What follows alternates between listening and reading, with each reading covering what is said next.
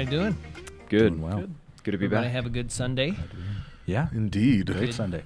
Good Sunday. How about you, Josh? Yeah, I had a great weekend. Great Awesome. Sunday. Awesome, man.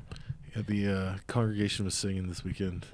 It was awesome. It was awesome. Oh, yeah, boy. I That's was going to great. say something when Great song choice. before I got up to preach, before I started preaching, but it was just so great to hear the men's voices, like our guys. I mean, women always sing and do the bulk of the singing, I think, in most churches, but it was just really great to hear the men just belting it out. It was great.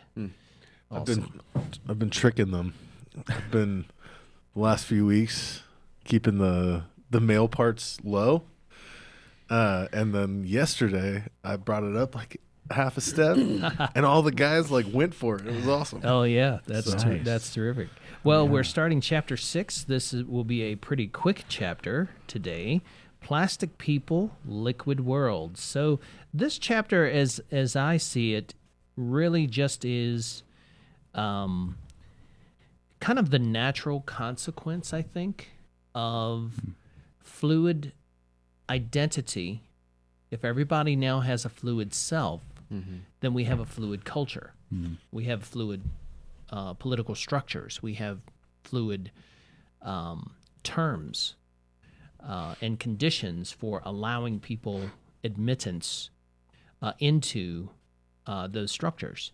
So I want to actually do what I did last week, which is start with part of the conclusion on pages 125 and 127.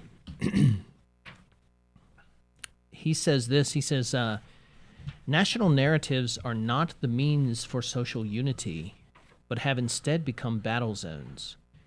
And it is very hard to be part of an imagined community when the nature of what is to be imagined is itself a primary source of division. Yeah. But not only are the narratives of nations being contested, they are facing challenges from other narratives and other ways of being imagined communities. Human selves, then he says in 127, human selves exist in dialogue with the terms of recognition set by a wider world. When that world is liquid, those terms are set by the loudest voices and the most dominant narratives. And so that is a situation that we're facing. So along with the reimagined self comes a reimagined social or cultural and political identity. And it turns out that freedom with a proper context of social identity is a self-made prison, and in some sense, I would say a self-made hell. There's a very real sense in which we cannot interpret ourselves without the context of body, family, geography, and national and religious tradition. And in the United States, national and religious tradition are those two traditions, those two elements of our tradition are inextricable, like they're intertwined. And so if you do pull them apart, you begin to just kind of unravel Society. our societal identity, if you will.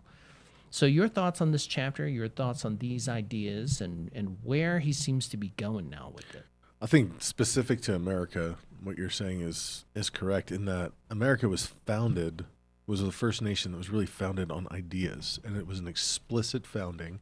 It wasn't just hey, this is how everything sort of panned out. Right. It was hey, we're going to intentionally start this, and we're going to focus it around ideas.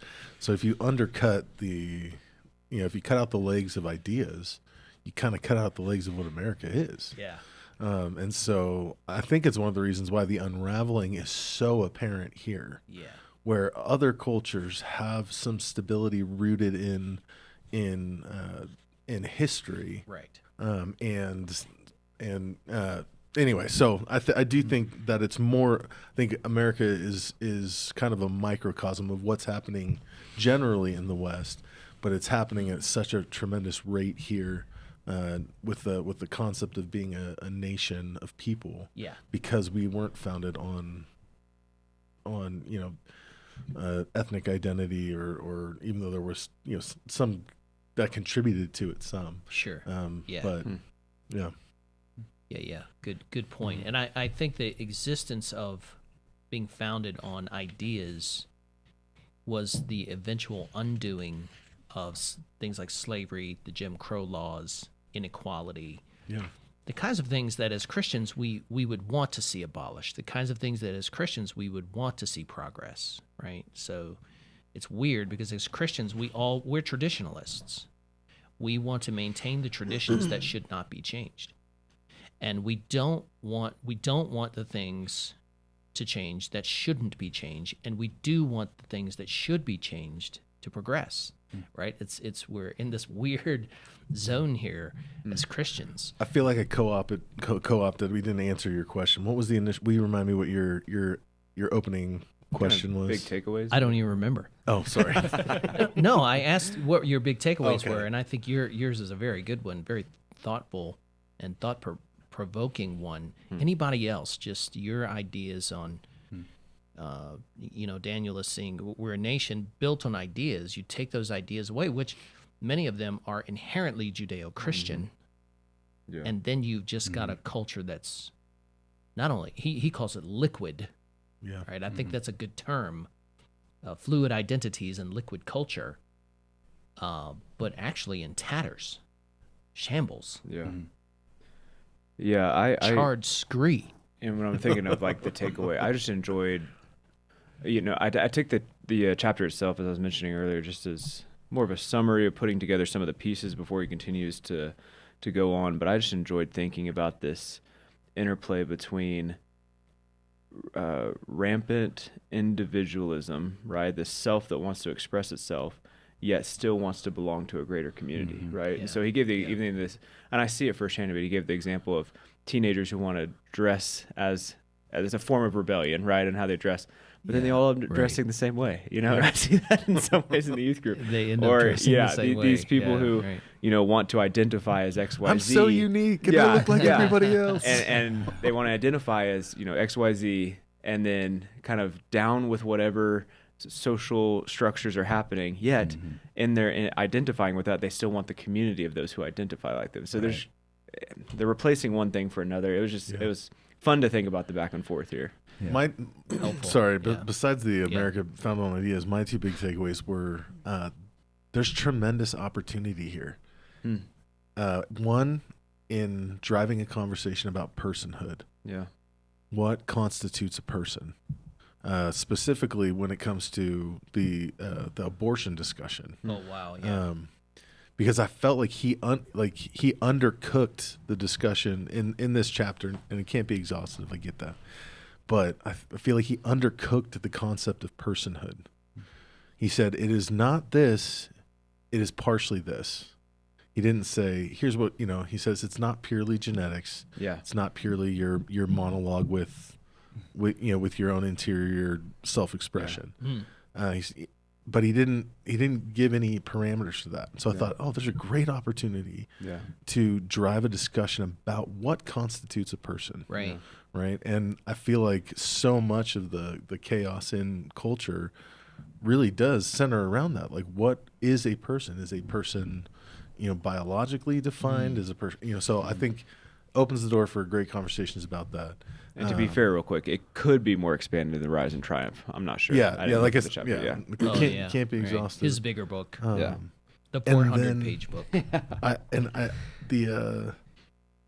The unmooring from family and national identities, right?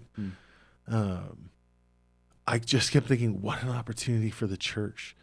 What an opportunity for the church to be the connection point. And we talked last week about how, or maybe it was the week before, but Ryan, you bring this up all the time, that your, and it may have been James last week who did it, but your likeness to the believer, your kinship to the believer surpasses even your blood. Yeah. Right? It surpasses even the family. It surpasses your national identities.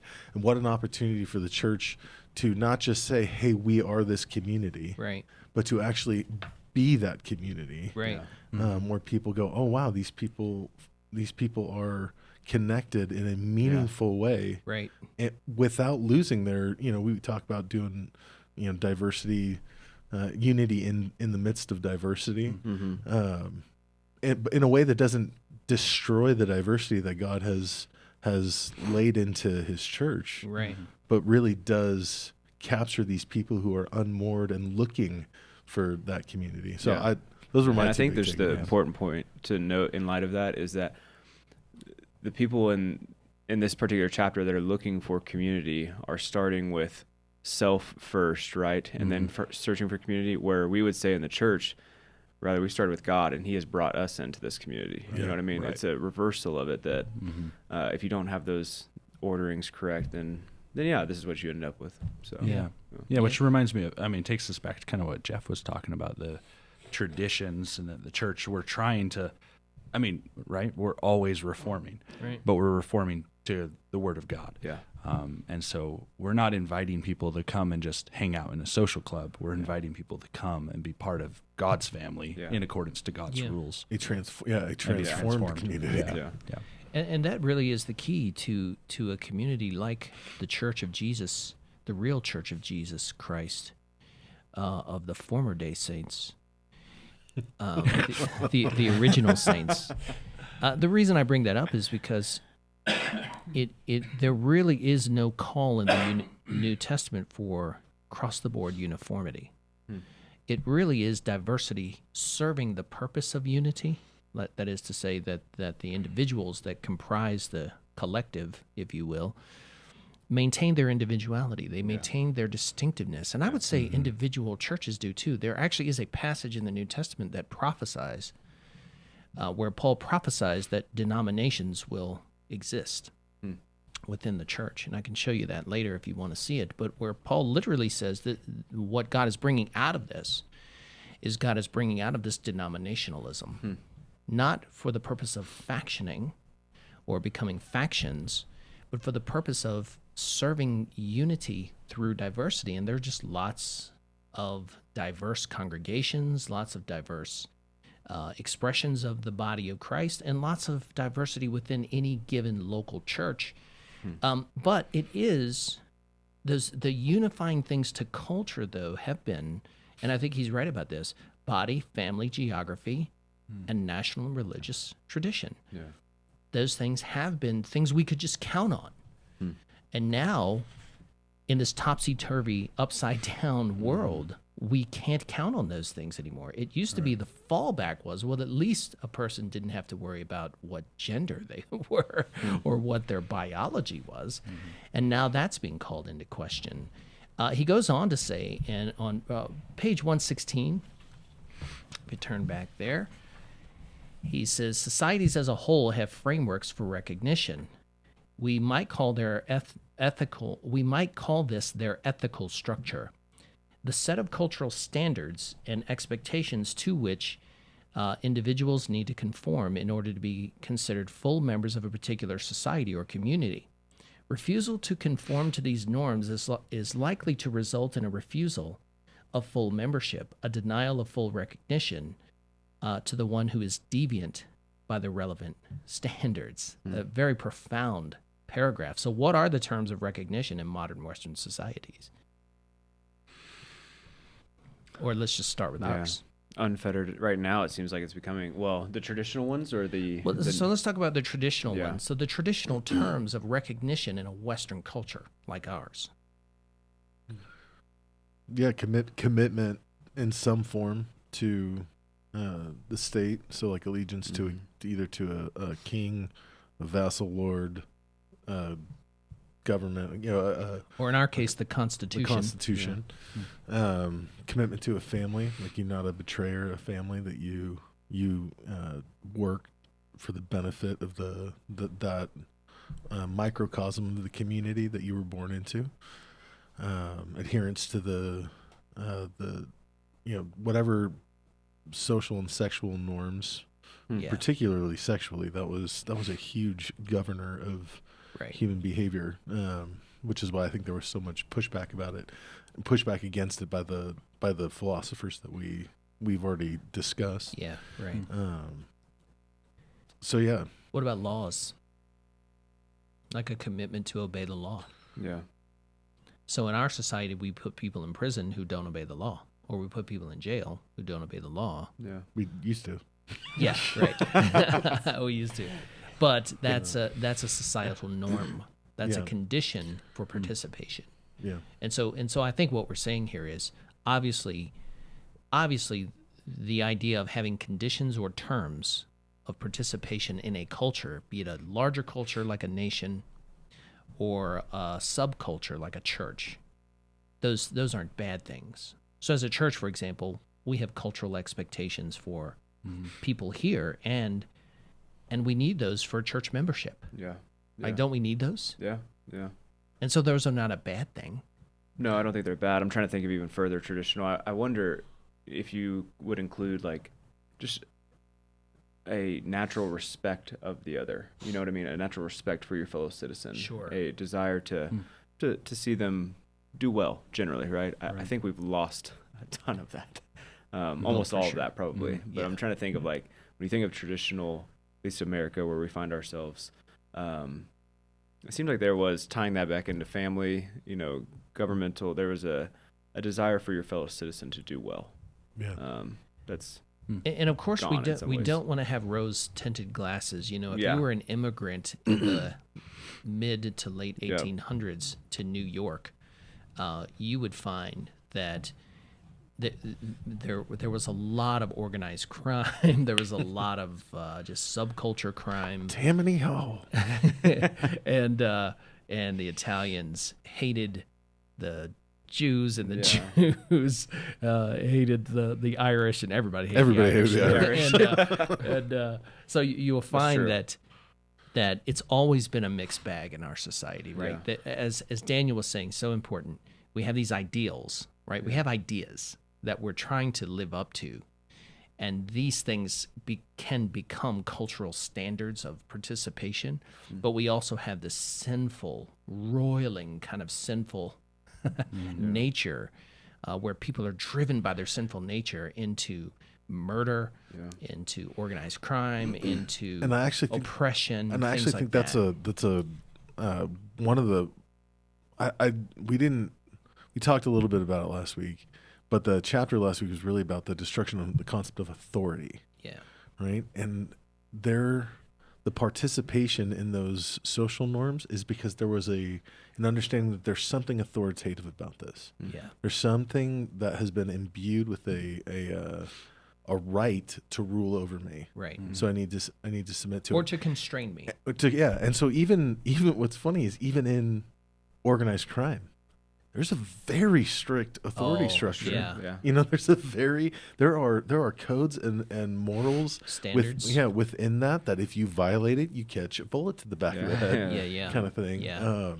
And the degradation of any concept of authority Yeah. Right. is what kind of you can't buy into a system unless you're willing to submit to the authority of that system. Right. And with a default position of no to any authority, Yeah. everybody is disconnected then. Yeah, I was listening to an interview with Michael Franzese, who is now a Christian, but his dad was one of the biggest mobsters of all time. But he's a believer now, and he's out of prison. But he was saying, and what he does is he reviews mobster movies, and he'll tell you what's I real think and I've what's seen not these. Yeah, real. yeah. And he'll say, man, the idea that you would walk up to a made man and pop off to him or say anything that would disrespect him, you would be sleeping with the fishes.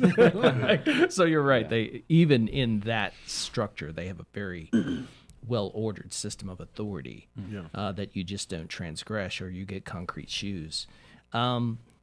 What are the grounds for refusal of recognition in our modern reimagined Western society? So now there are traditional norms. There are things that, if you want to be a citizen here, for example, you got to go through customs or you got to go through citizenship. You've got to go through the process. It takes a long time. That's the way it's supposed to work. But now in our new reimagined world, right? What are the grounds for refusal of recognition in our modern reimagined Western society? Meaning, what would get you labeled as deviant? I think he calls it. Canceled. Yeah. Deviant. Traditional sexual norms. You know, Well, why?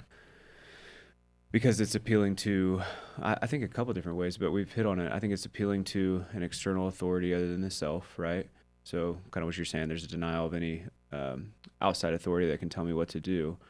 And then I think because it doesn't let me pursue my version of happiness, my version of whatever, self-fulfillment, right? Yeah. It's all about the self. But yeah, ultimately, eventually, it has to come back to some external authority. And ultimately, as we've been saying, when you keep pressing these things, very shaky ground that they're building the house of cards on. What about criticism? Like if you become critical in any way of anyone's personal choices, you're anathema. Yeah, or it just depends on which side you're on, right? Yeah. Right. There's one side that is allowed to be as critical as they want of us who hold something different. Sure. But the other side, we can't be critical. Exactly right. So that's a kind of inequity, actually, where the very loud activist elements in our culture are allowed to say anything they want to without fear of reprisal against those who hold traditional norms. Yeah. But if we do the same thing to them, we get canceled, or we get, I'm not on Twitter, so I don't care about being canceled. But I'm just saying, you do, you do experience that kind of. It's called today backlash. Yeah. Right. Well, you saw that even a few weeks ago. I can't remember his name. Daniel Might follows hockey better than I do, but you had the hockey player who didn't want to wear the pride jersey, during warm-ups. Right. And I mean, from national news media here, especially the ones in Canada, were saying there is no place for this person in the league. What happened? They're saying overall it was fine. Eventually, actually, a team refused to do it too. Yeah. Really? You haven't heard as much about it since, but for that particular player in that week, it was there's no place for this in the league. There's no place for him in the league. No place for him. Yeah. The team that employed him needs to be fined. Yeah. He's appealing to a personal religious belief. Yeah. And they're saying there's not a place for that here. And I think it's because I can't remember who said it, but if you want to know what is the God of a particular system, what can you not speak against? That's the God of the system. Right. And ultimately, whose name can you not blaspheme? That's exactly right. What is the blasphemy law for that culture? Right. And so, some people would say that the LGBTQ movement is currently the God of the system. That is what every business, major corporation, the government, the school, is pushing the promotion of this thing. Exactly. But I think that's in service to the what the God of the system is, which is the devil. The devil. Yeah. If you look at traditional Satanism, right, like the Anton LaVey Satanism, yeah, that kind of thing. Their catchphrase is "Do what thou wilt shall be the whole of the law." Wow. Right? Is that in Genesis? You look at our culture and you go, oh, if I push back against that, do what thou wilt, that is what brings me condemnation. Right. And so you realize, there's a functional Satanism to the majority of culture. Satan really is the ultimate rebel. He's the first rebel, and he's the prototype of all rebels that follow against God's authority. And the very first thing he says to Eve is, did God really say that? Right. Is that really a law? Is that really moral? Is that really a decree from on high? To is keep God you right? Isn't he just trying to keep you from your own self-actualization? Yeah. That's coming a great to know paraphrase. and be like him. And Right. He just know doesn't want good you to be and happy. evil. Yeah. So I want to ask you this, because I was thinking about this. It's not in my notes, but we had mentioned before that temptation, though, that you just paraphrased, and I think you put it in our vernacular quite well. Isn't there an element there where there is a knowledge, like for all of our knowledge today, that we have gained so much knowledge, especially through the internet and that sort of thing, the speed of knowledge. Yeah. And then the Let's say a ubiquity form of it, knowledge, right? He does mention this in the chapter where it used to be 3 news channels. Now now you couldn't Infinite. even count Yeah. how many news outlets there are through the internet. But isn't there an element there in the temptation where, in the decree, it's the tree of the knowledge of good and evil? Isn't there a knowledge we're not supposed to have? I mean, is all the gaining of all knowledge for us a good thing? Or is there something that God had intended for us? Is there a naivety, a kind of guileless innocence that God wanted for us, like children. You know, like you're a little kid. You know, you want your kid to remain as pure and as innocent as you can, which is why you incubate them in your home and you try to insulate them from the world. But isn't that part of what God wanted for us and part of what Satan is trying to take away from us in all this? Oh, I'd absolutely agree, but I'd love to hear what Josh says. Yeah, I mean, I'm just thinking, like, in the garden, Adam and Eve were ignorant of their bodies, and that they were naked, and they didn't even know until after they had eaten the fruit. So that just makes me think like they were ashamed, probably due to sexual desire or something of that sort. So it wasn't that their body was bad, right? Yeah. It wasn't that we're not, what is it, the Gnostics of, the material is bad. Yeah, we're not Christian Gnostics. It was the awareness of nakedness. Yeah, I think so. And it was God's grace to prevent us from knowing that. But it's, if you see your kids go through this, that's why I say Adam and Eve, while they may have been fully formed adults, they were new. They were new, and I think mentally they were probably children. Because and that's what we see there. Look at your little kids in your house. I had 2 children who, if I had let them till they were 7 years old, they would have run around buck naked. Like just booty shaking naked, man. Just with no sense of self-awareness. Yeah. Because they're little kids, and little kids are that way. So isn't there a kind of innocence in that has suddenly, the story is about that innocence being stripped from them. Yeah. And I think this is why some of the what traditionally has been reserved, some of the most heinous sins in a Judeo-Christian culture are things that rob children of innocence. Yeah. Like what? Like sexual abuse against children, enslavement of children, into terrible working conditions where they have to witness child slavery. People's hands getting smashed in machines, and like anything that functions to rob that innocence is treated as if it is demonic. Right. Yeah. Yeah. It used to be. Now you have hypersexualized events at libraries. Oh, for sure. Yeah. I think it's clear from the beginning of Genesis and even the rest of Scripture that God desired and still desires us to be innocent in regards to sin. Right. Meaning to not be full-fledged into it. Obviously, we're fallen and we realize that, but even when you preach from the end of Romans in a couple weeks, verse 19, for your obedience is known to all, so they rejoice over you, but I want you to be wise as to what is good, innocent as to what is evil. Right. I think there is an innocence that we lost in the garden that we're still trying to pursue, and one day we'll realize it in the sense of not having the plague of sin over us. But and so while we can't isolate ourselves, I'm on sabbatical this year. The whole year. No, part of the year, and part of the year I actually, it's weird because I've been looking into staying at monasteries, and the thing that you'll note about looking into staying at like a Catholic monastery is it's very isolated.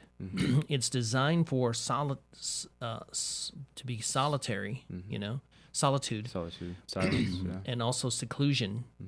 But the monasteries that came up after Pachomius started the first one in 287. Those monasteries were very evangelical. They were church plants. They were designed to be planted in the middle of a village so that they could reach out. But the way they reached out was through beneficence. They reached out through, care, shepherding care, and they were originally evangelical.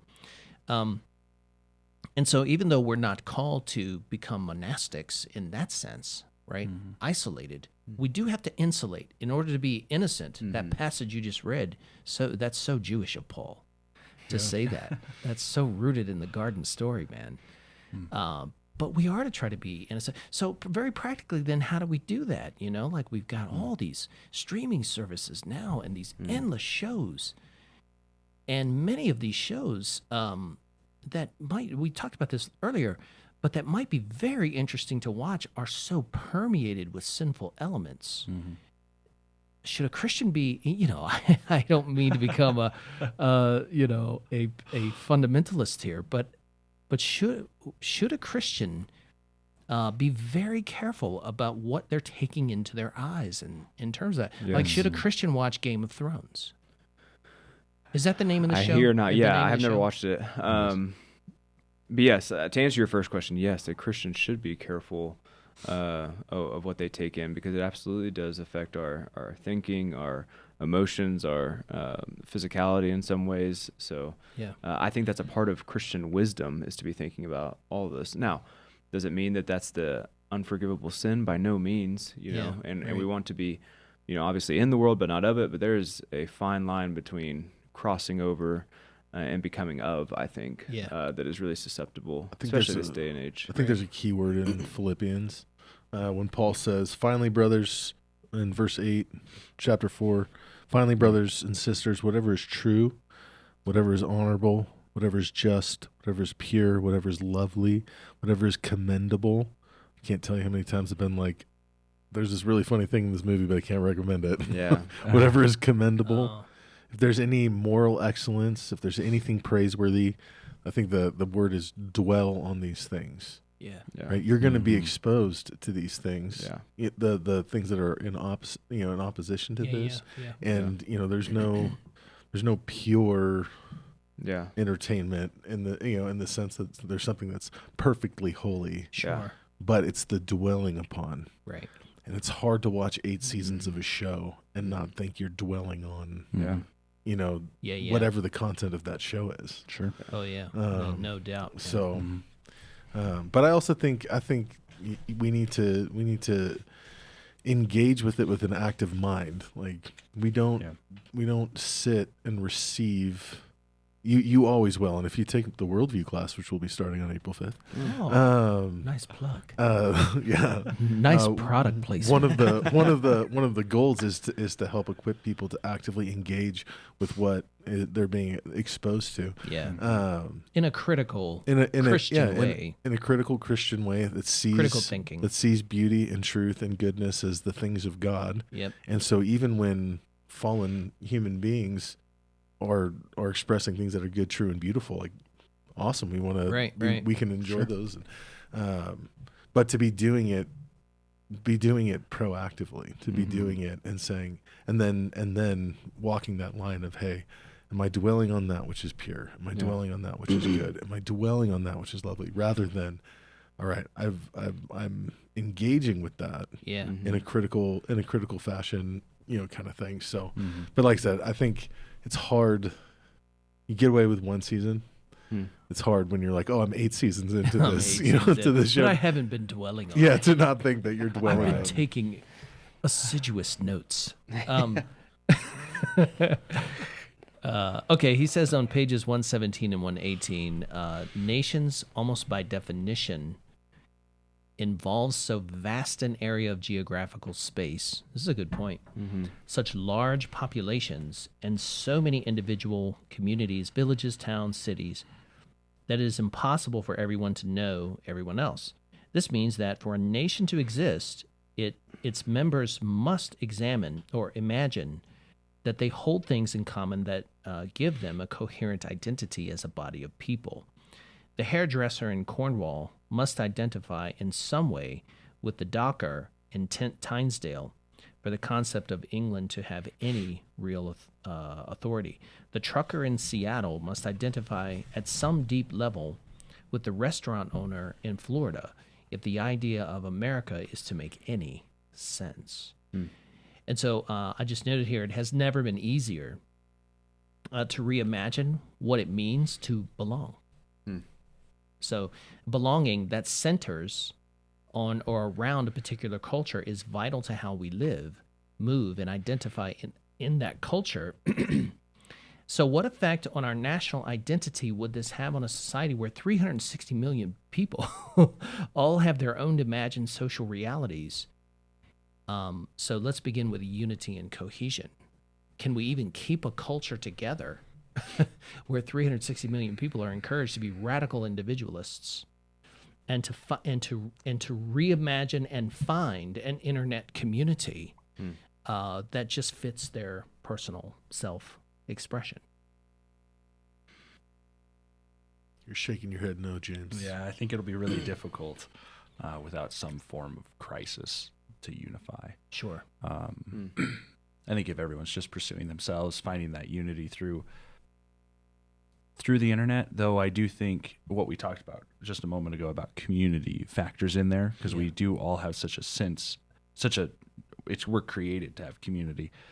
And internet's not community, right? That's the problem we had during COVID when we all shut down for a while, or we started doing live streams or different things like that. And that's a great tool that has served the church in a way, but it also has been a great detriment that people have, stayed home and watched online thinking they're having church when they're missing one of the key elements, which is the neglecting of gathering together for the spurring on of the saints. And so it's embodied community. Right. And that's within the church, but within the culture, you still have that sense of that need of community. So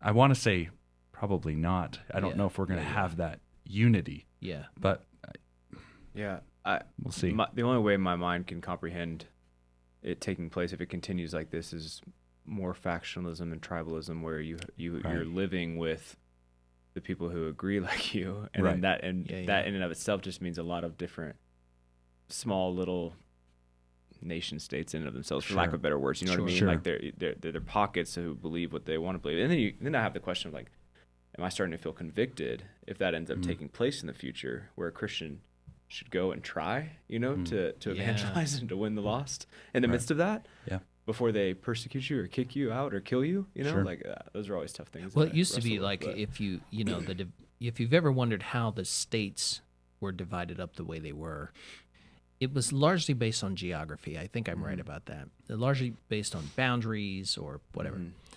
Natural boundaries. But now you see like half of Oregon, most of Oregon now, is petitioning to join Idaho, to become Idaho. Yeah. Because that more rural, less populous area in Oregon, they feel like we're not Oregonians. Yeah.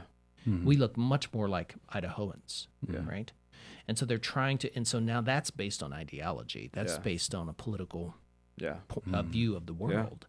And so now what you see even in our country today is, and once in a while you'll see this on the news, you'll see the what if, the counterfactuals of what if we divided the country up into these four nations, right? Sure. You've got the super progressives on the far west coast. You've got the liberals on the northeast, and then you've got the super conservatives in the Midwest. And you see people try to imagine what it would be like to have a nation so divided over these political realities. But that all then just kind of is tied to or is rooted in this idea that of radical individualism.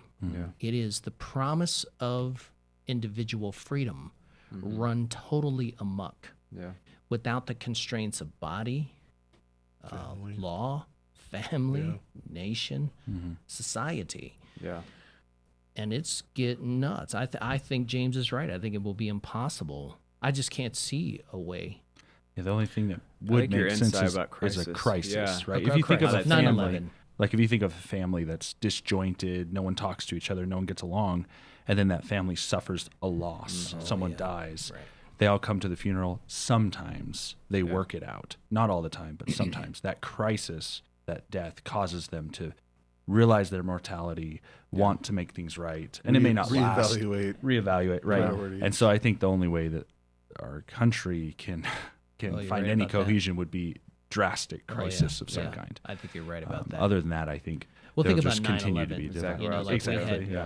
But I don't know about that. I don't even know if crisis will do it. Here, just a quick comparison. Like if you were old enough to remember, Josh, I don't know if you remember this, but right after 9/11, I've mentioned this from the pulpit a couple of times. Right after those towers came down, man, the country was so unified. Like it just seemed we were never more unified. It felt like World War II again, where we had this existential threat, which in the scheme of things were not that existential of a threat to us in terms of the proportion of our military to theirs. But you have these people bringing these buildings down. And then you have people like Oprah Winfrey, gathering thousands of people together for a prayer meeting. Like to call out to whatever God you call out to and ask God, and then you fast forward to 2020 and the COVID crisis. And here you have this COVID crisis, and almost all the response and all the chatter is about, man, how are we going to scientifically manufacture this vaccine to save us all? And nobody's talking about prayer. There were no national prayer meetings. It was just, I kept waiting for someone to call us to prayer. Our president didn't do it. None of our national leaders did it. None of our celebrities were into it. And it just seemed like even in that crisis, we weren't brought together. We were broken apart. Or it just... Well, and actually there's a good argument to be made. This divide has been happening for a long time. I mean, if you read Roger Kimball's The Long March, you'll see that it's been since the 50s that the sexual revolution has really been being promoted in academia. But you had a moment like September 11th, and there was this brief cohesion where everybody had a feeling of goodwill towards one another, like the survivors of shipwreck, right? And then the two camps, the pro-war camp and the anti-war camp, tried to capitalize on the crisis as well, and it further entrenched the divide. Oh my gosh! Right, it further entrenched the divide to where George Bush was the most hated president by one side of the country that's ever been, and then Barack Obama got elected, and he was the most hated president by another side of the country, and then Donald Trump came, and it actually. There was this split that happened around the response to September 11th that further entrenched these two factions, and that has continued to break down and entrench as well. But man, you are so right about that. That's the most insightful political analysis I think I've heard in a long time, dude. And that happened with Trump too. It was just this vitriol, whatever you think of the man, right? It's like, wow, I disagree with so much of what Obama was doing, particularly with the trans and the LGBTQ marriage laws. Like that, I think that was the Pandora's box that opened the floodgates here toward accelerating now evil and wickedness in our culture. And that's the source of that. And I also am a conservative in the sense that I believe in limited government. I do believe in government. I think I probably am still a Republican, but I believe in limited government. But when you stop and think about it, man, it was the emotional reaction to him as a person. Now he is the devil, right? It's like, wait a second, are you praying for your president? Are you doing what Paul commands? Pray for your leaders, pray for the kings. And then when Trump got in, it's like the pendulum swung all the other way. But you're right. It kind of started with that whole George Bush thing, just this hatred. People forget how much they hated that guy. Yeah. And so, yeah, but none of that is Christian. Yeah. Right. I would say, man, if we're following Jesus and we're following the New Testament, man, we're good Protestants against the elitism that is driving people away from God. That's what Jesus did. But we're also praying for the people. Jesus' dying prayer is, forgive them, for they know not what they do. Yeah. As he breathed his last, he's breathing out prayers for the people who are putting the nails in his hands, man. And that's Christianity. Yeah. So great, insightful analysis. Well, we're done. That was great. No, we have more. I want to go to Judges 17:6. Judges. I'm really getting into the Old Testament again. Yeah, buddy. Because I just enjoy the story so much. Did you say 17:6? Yeah. So now this is a famous summary of this age. Okay. In those days, there was no king in Israel. Oh man, I love this passage. And each one did what was right in his or her own eyes. So how does that connect to the narrative of Judges 17, first of all, going forward? And is that an apt description of the social reality in which we now find ourselves? It is for freedom that Christ has set you free, but he's still the king, and we're without a king, and everyone is just doing what is right in their own eyes. And so how is that a commentary on the social reality that we find as Christians ourselves in today? Yeah.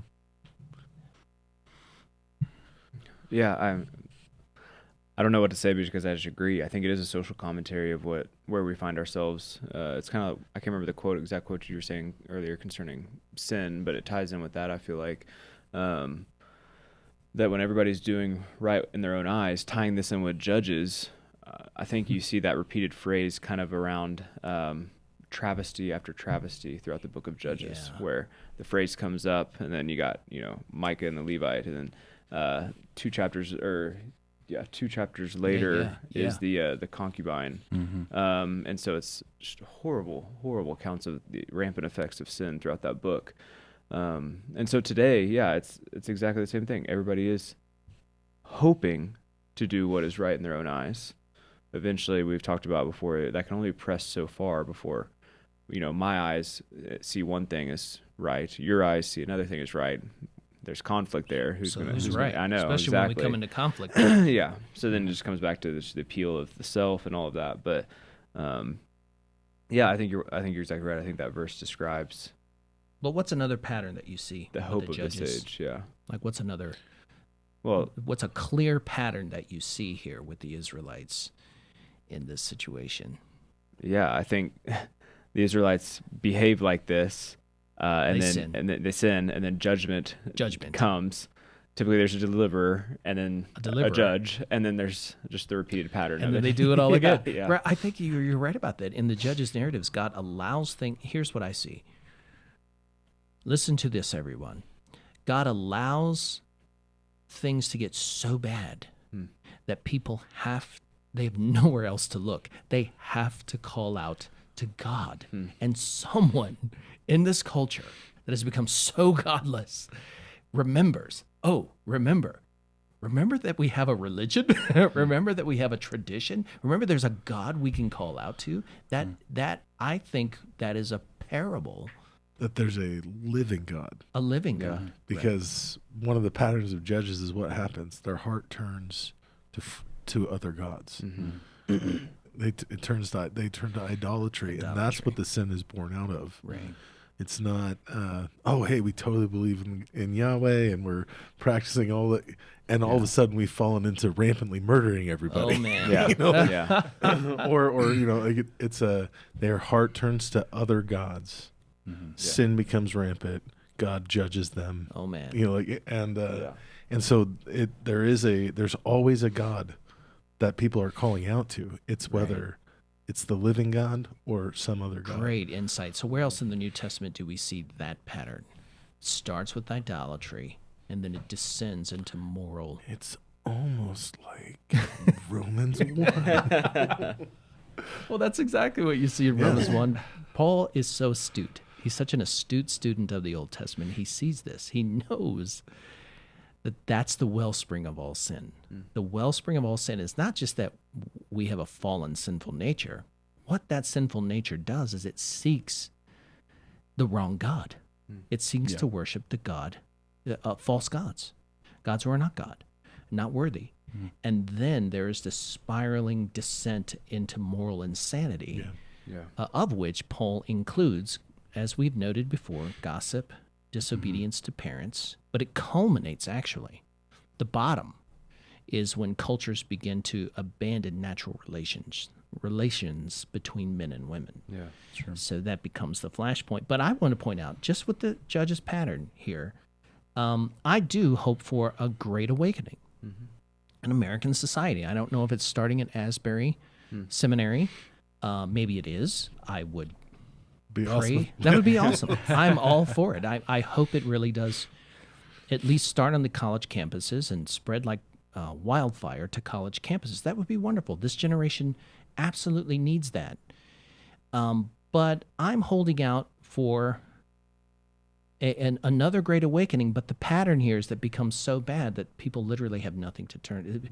Society just becomes so rooted. Yeah. It becomes so upended that there just is no, they can do nothing else but call on the God who is, as opposed to the gods who aren't.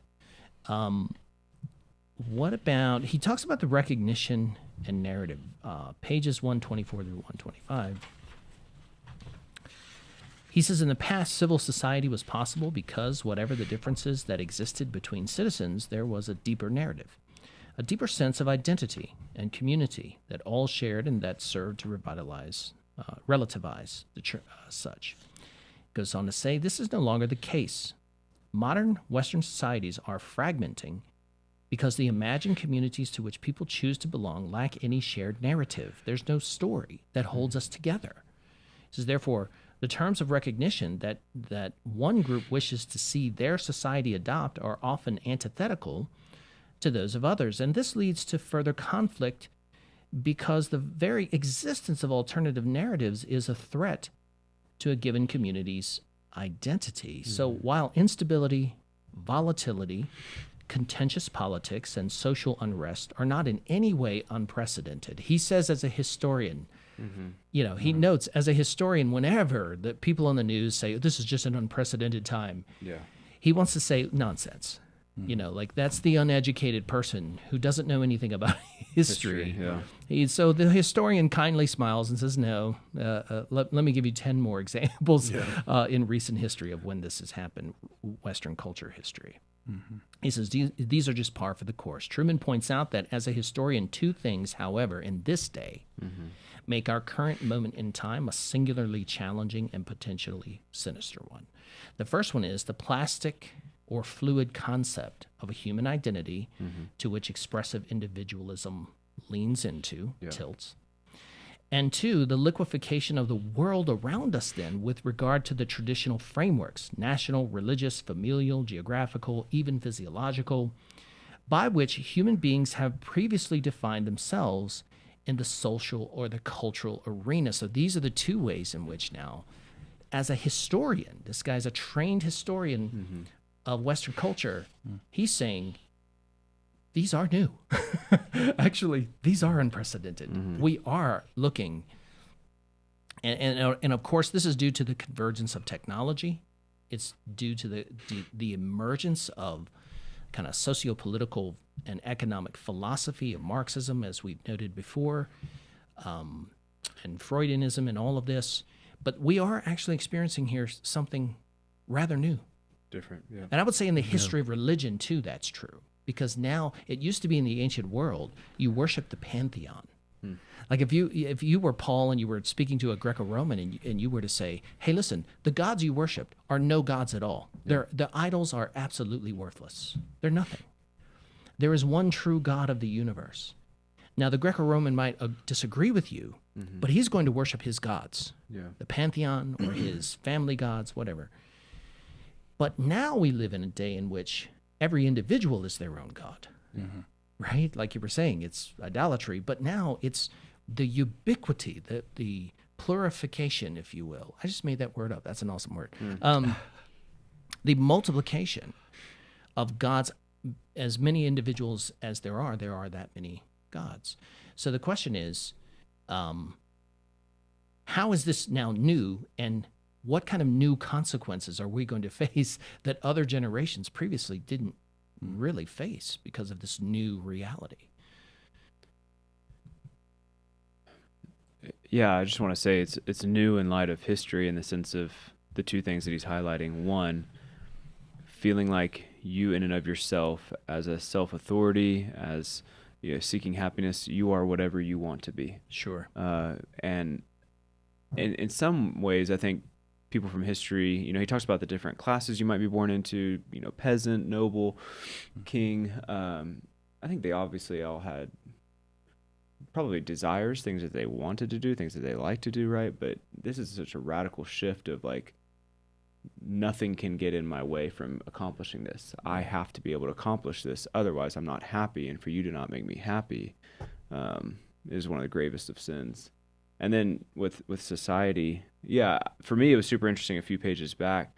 I think I'm slower than you guys, but like obviously we talked about how the internet lends itself to self-individualization, but how he was talking about how the internet really does break down our sense of nationalism in some way, just a positive view of nationalism where we have a good concept of self in relation to others in a given geographical sphere. That was a little bit eye-opening to me in some ways. That's very and so eye-opening. when all of those things are getting broken down, I think he shows us where it ends up going. You know, we have all of this prosperity, all this wealth, all this health, and we still want, you know, people are, I think you've talked about this in your sermons, people are hoping for the, I can't remember what you called it, but like the timeless pill, you know, or something that will defeat the effects of the fall that we were talking about earlier. We're just crushed by anxiety, depression, nonstop. I would be interested to talk good insight. to a historian to see if there's ever been a time in human history where I don't know how you would document this, because we're using contemporary language for you know, anxiety and despair, but there's ever been a season in Western culture before that has had this level of despair. Oh man. Where not just despair like, oh, the situation is terrible.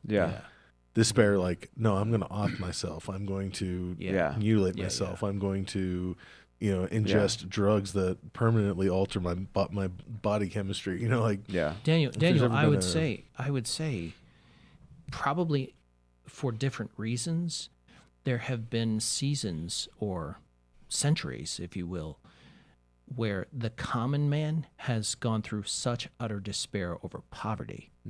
But now the anxiety that we have is due to the extreme prosperity that we have experienced in our society, and the limitless opportunities for self-expression and pleasure, like the never-ending dopamine hit of scrolling through something like TikTok, or you know what I mean? Just so now the anxiety, I think it's the same human condition, but it's a different vehicle. It is an innovative.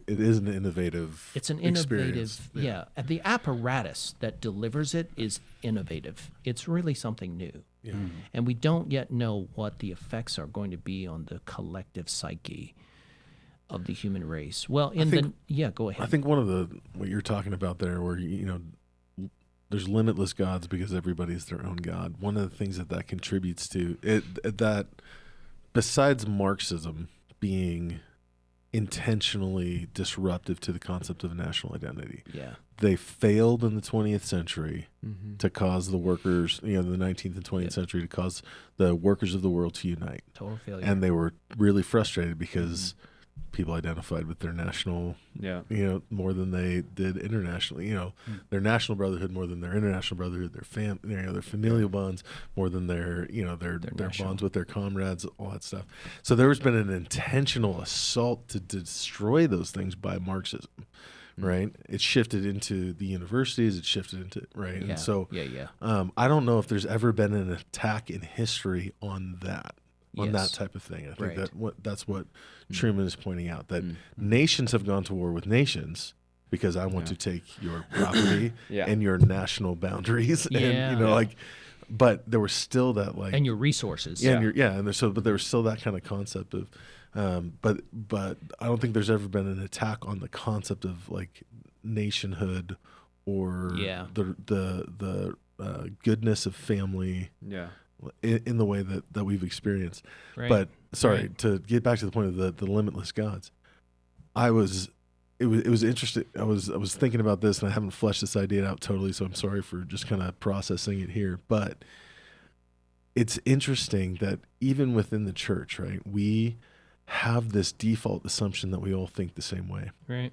Because this is the way that I think, right? And so when somebody comes out and transgresses and says, "Oh no, I don't think that way," we feel personally hurt, right? When one of our heroes falls, or you know, or comes out and says, "Oh, you know, I'm not a Calvinist, or I'm not an Arminian, or whatever," and we feel some kind of personal like violation, as though we've ever met this person, and we went to school. Like, it's a totally foreign person, so it enables me to feel offense in a personal, deep way Yeah. Because I totalitize my, my experience or my views and my experience. Yeah. And when somebody comes out against that, you've now harmed me. Right. Right. I have an experience of emotional pain Yeah. by you doing this. Right. At which then justifies, well, if I'm experiencing pain, you've done something immoral. Yeah. Right. Yeah. We become that aspect of our idolatry. We incarnate it, or our ideology. We incarnate that, and so then if someone, like, I have a really good friend who's as Arminian as they come, and we have some kind of cordial discussions on that. But he's a big Greg Boyd fan, not because he thinks everything Greg Boyd teaches is right, but because there's just a particular approach that Boyd takes to the cross that he really likes. He just sees the cross as a total act of love and redemption, and struggles to see it as an act also of God's wrath. And so when we have conversations on it, but he's my best pal, like, he is just such a good friend. And so whenever he's criticized my more reformed Calvinist beliefs, it is easy for me not to take offense, because I'm in relationship with him. I'm a good friend with him. Yeah. And we could disagree over the issue, but then I love him as a brother. And I know his character. Like, I know he is a man of supremely excellent Christian character. But then I could just say, man, you're all wet on that. That's nonsense. But we can do that and stay in relationship. I think the internet and these fake social environments that we've created have made it possible for us to dehumanize a person. And now when we disagree with them, we incinerate them like it's a total character assault. Yeah. It's so vitriolic, but it's like being in a car. The reason why you have road rage is because you don't see the person who just cut you off in traffic as a mom who is late to pick up her kid from school, and who has a family and who has thoughts and who has feelings. You just see an object, and you're angry at the object. Yeah. And we've objectified human beings. And technology, with all of its wonderful advantages, has allowed us to do that. Yeah. And so that I think is a good closing thought. Any thoughts on that, or anything else in the chapter? Again, this is a good handoff chapter to the next one. We'll get more specifically into now kind of the LGBTQ revolution, and we'll look at that next week. And it was chapter 7, I think, and we'll get into that and sort of pick that apart. And Trueman will highlight several things about that will help us to understand now how we got here. One of them is obviously the marriage act, that sort of thing. We'll talk about that. Okay, guys. Thanks. Thank you, guys. For the conversation. Good to see you. Good to see you. Have a great day.